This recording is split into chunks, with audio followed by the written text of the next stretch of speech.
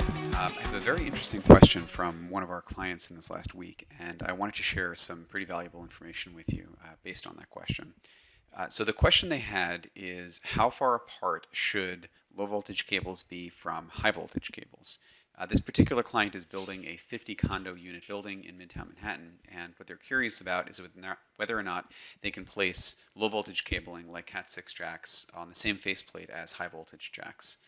We advised against this.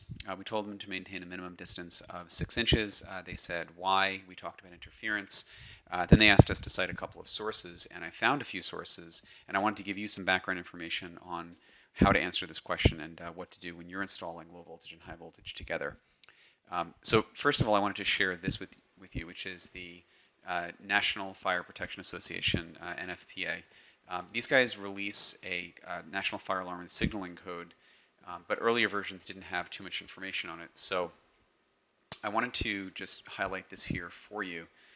So for wiring not enclosed in a metallic raceway, which is EMT, you would want to keep it apart to prevent for what's called unwanted electromagnetic interference, or to prevent them from connecting. Now, specifically how far apart that should be, I mean, that's kind of up to debate. So I found some information from OSHA, which obviously everyone's familiar with OSHA, right?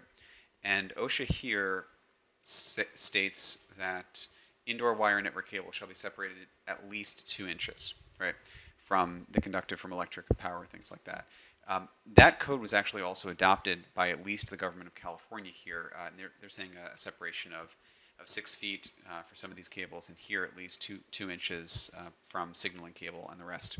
The reason that you want to do this is because cables like high voltage electrical, when they turn on and off, if they're on the same circuit as, let's say, an air conditioner, or if there's some other device that's constantly turning on and off, or just drawing a lot of current, it's going to create an electromagnetic field around it.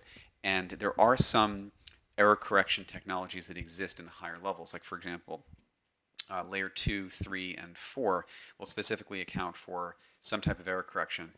But the lower layers, like layer 1, they're just physical cabling. So if you don't have interference being introduced on the lower levels, then there's less to correct on the higher levels. And that's kind of really the point that I wanted to illustrate.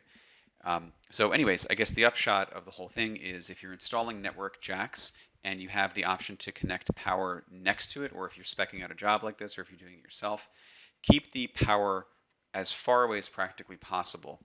If your cables absolutely have to cross, make sure they cross perpendicular, right? That they're not parallel, because when they're parallel like this is actually what causes that interference, right? That crosstalk from one to the other.